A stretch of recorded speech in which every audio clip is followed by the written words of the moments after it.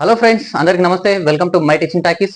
ఈ క్లాస్ లో degree 4th sem Sanskrit subject కి సంబంధించి వెరీ ఇంపార్టెంట్ క్వశ్చన్, తప్పకుండా వచ్చేటువంటి క్వశ్చన్ ధ్రువోపాఖ్యానం అనే లాంగ్ ఆన్సర్ వివరిస్తా ఫ్రెండ్స్. సో లాస్ట్ వరకు స్కిప్ చేయకుండా వినండి అండ్ డైరెక్ట్ గా ఆన్సర్ రాసేయచ్చు మీరు ఎగ్జామ్ లో.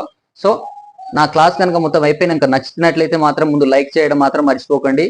లైక్ చేయండి, షేర్ చేయండి, ఛానల్ అయితే సబ్స్క్రైబ్ చేయండి. చూడండి, ధ్రువోపాఖ్యానం అనే లెసన్ ని పివి కాణే అనే అతను రాసిండు. పాండురంగ వామన కాణే. ఈయనకు సంబంధించిన కవి పరిచయం కూడా చదువుకోవాలి, పార్టీలో వచ్చే ఛాన్స్ ఉంది. సో పాండురంగ వామన కాణే అనే అతను రాసినటువంటి సంస్కృత గద్యావళి అనేది గ్రంథం పేరు. ఆ గ్రంథం నుంచి తీసుకున్న పాఠ్యభాగమే ధ్రువోపాఖ్యానం. కవి పరిచయం రాసి లాంగ్ ఆన్సర్ రాస్తారు కాబట్టి ప్రస్తుత పాఠ్యభాగము ధ్రువోపాఖ్యానం అనున్నది పాండురంగ వామన కాణి చేత రచించబడిన సంస్కృత గద్యావళి అనే గ్రంథం నుంచి స్వీకరించబడింది అని రాయండి. ఇక్కడ చూడండి, ఒక చార్ట్ లాగా రాసా, ఈజీ గుర్తుంటుందని. స్వయంభూ మనువు అనే అతనికి ఇద్దరు కుమారులు, ప్రియవ్రతుడు ఒకతను అండ్ ఉత్తానపాదుడు అని ఇంకోతను అనమాట. సో స్వయంభూ మనువుకి ఇద్దరు కుమారులు, ఒకరు ప్రియవ్రతుడు, ఇంకోతను ఉత్తానపాదుడు. ఈ ఉత్తానపాదుడికి ఇద్దరు భార్యలు. అందులో ఒక ఆమె పేరు సురుచి, ఇంకో ఆమె పేరు సునీతి. ఉత్తానపాదుడికి సురుచి వల్ల కలిగిన కుమారుడి పేరు ఉత్తముడు అండ్ సునీతి వల్ల కలిగినటువంటి కుమారుడి పేరు ధ్రువుడు అన్నమాట. ఇక చూస్తే ఒక రోజు ఏం జరుగుతుందంటే, ఈ ఉత్తానపాదుడు సింహాసనం పైన కూర్చొని ఉంటాడనమాట. సో ఆ సింహాసనం పైన కూర్చొని ఉన్నటువంటి ఉత్తానపాదుడిని చూసి తండ్రి ఒడిలో కూర్చోవాలని చెప్పేసి ఆ ఉత్తముడు పోయి వాళ్ళ తండ్రి ఒడిలో కూర్చుంటాడు. అలా కూర్చున్నటువంటి ఉత్తముడిని చూసి ధ్రువుడు కూడా, తను కూడా చిన్నపిల్లలు వీళ్ళిద్దరు, సో తను కూడా నా తండ్రి ఒడిలో నేను కూడా కూర్చుంటా అని చెప్పేసి పరిగెత్తుకుంటూ పోయి తండ్రి ఒడిలో కూర్చుంటాడు అనమాట. అలా కూర్చోనంగా ఆ పక్కనే అతని సమీపంలో కూర్చొని ఉన్నటువంటి సురుచి ఈమెను చూసి ఆమె ముందు వాళ్ళ తండ్రిని కొడుకుని కూర్చోబెట్టడం ఇష్టం లేక ఏం చేస్తాడు అని అంటే, ఉత్తానపాదుడు తన ఒడిలో కూర్చోబెట్టడాన్ని ఆ ధ్రువుడిని తిరస్కరిస్తాడు అనమాట, రిజెక్ట్ చేస్తాడు. సో అలా రిజెక్ట్ చేసిన తర్వాత అతను ఏం చేస్తాడు అని అంటే, పక్కనే ఉన్నటువంటి సురుచి కూడా ఏం చెప్తుంది అని అంటే, ధ్రువుని మందలిస్తుంది అనమాట. నీకు అంత అదృష్టం లేదు, ఆ భాగ్యం లేదు, తండ్రి ఒడిలో కూర్చునేటువంటి అదృష్టం కేవలం నా కుమారుడికే ఉంది, నీకు లేదు, నువ్వు ఆ బుద్ధి నీకు ఎట్లా కలిగింది, ఎట్టెట్టో కూర్చుంటావు అని చెప్పేసి మందలిస్తుంది అనమాట. అలా మందలించిన తర్వాత ఆ పిల్లవాడు ధ్రువుడు ఏడుస్తూ తన తల్లి దగ్గరికి పోయి చెప్తాడు అనమాట. తల్లికి వివరిస్తే వాళ్ళ తల్లి కూడా సునీతి ఆమె కూడా ఏం చెప్తుంది అని అంటే, అతని భుజగిస్తూ ఓదారుస్తూ, నిజంగా మనకు ఆ భాగ్యం లేదు, మనకు గత జన్మలో చేసుకున్నటువంటి పుణ్యఫలాలు కలిగిన వాళ్ళే ఆ స్థానంలో కూర్చోగలరు, మనకు ఆ అదృష్టం లేదు, కాబట్టి నువ్వు అక్కడ కూర్చోవద్దు, ఏదైనా పుణ్యఫలాలు అంటే పుణ్యకార్యాలు చేస్తే ఇంకా ఉత్తమ స్థానం పొందేటువంటి పుణ్యఫలాలు చేస్తే మంచిది, కానీ అటువంటి ఆలోచన ఇంకోసారి చేయకు బిడ్డ అని చెప్పేసి అతన్ని ఓదారుస్తుంది అనమాట.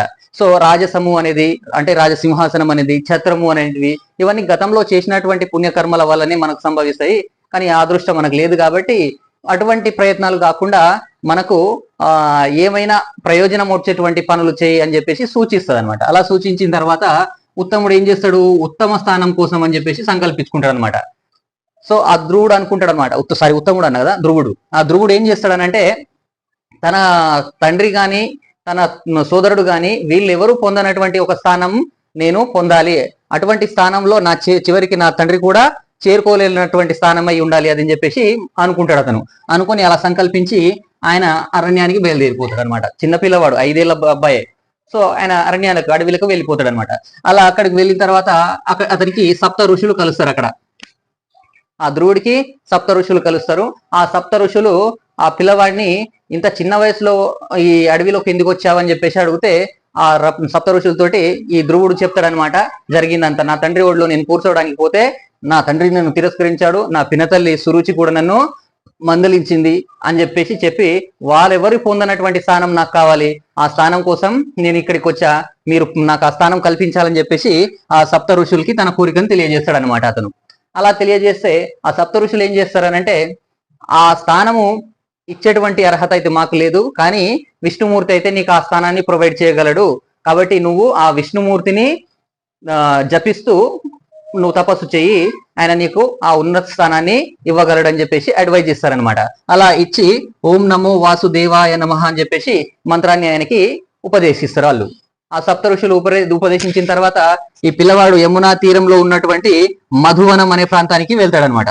సో మధువనం అనే ప్రాంతానికి వెళ్ళి అక్కడ తపస్సు మొదలు పెడతాడనమాట. కఠోరమైన తపస్సు మొదలు పెడతాడు చిన్న పిల్లవాడు. సో అలా ఆ పిల్లవాడు చేస్తున్నటువంటి తపస్సుకు ఇంద్రుడు భయపడతాడు. ఇంద్రుడు తన యొక్క స్థానాన్ని ఎక్కడ కోరుకుంటాడు అని చెప్పేసి ఆ తపభంగం చేయాలని చెప్పేసి చూస్తాడనమాట. తపస్సు భగ్నం చేయాలని చెప్పేసి ప్రయత్నిస్తాడు. కానీ ఆ పిల్లవాడు ఏమాత్రం డిస్టర్బ్ కాడు.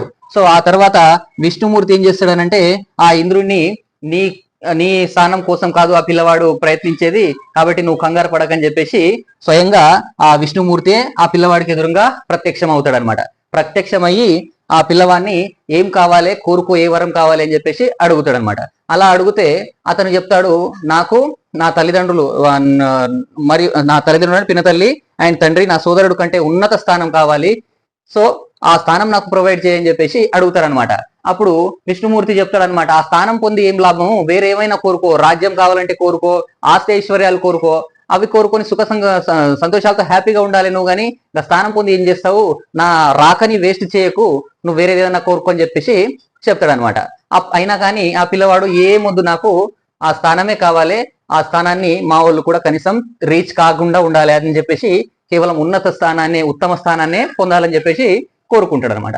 అలా పిల్లవాడి యొక్క మైండ్ లో ఉన్నటువంటి ఏక కోరిక, ఎంత పటిష్టంగా ఉన్నటువంటి కోరికని చూసి మెచ్చుకొని ఆయన ఏం చేస్తాడనంటే నక్షత్రాలు, గ్రహాలు, ఆ సప్త ఋషుల మండలం అన్నిటికంటే పైన ఉన్నటువంటి స్థానం నక్షత్ర స్థానం, ఆ స్థానమే ధ్రువ నక్షత్రం అని అంటాం.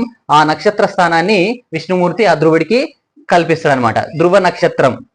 సో దాని పక్కనే ఆ నక్షత్ర అదే ధ్రువ నక్షత్ర స్థానం పక్కనే వాళ్ళ తల్లి సునీతికి కూడా స్థానం కల్పిస్తాడు అనమాట. ఈ విధంగా తన తపస్సు చేత ఉన్నత స్థానాన్ని పొందినటువంటి ధ్రువుడి యొక్క కథే మనకు ధ్రువోపాఖ్యానంలో ఉంది.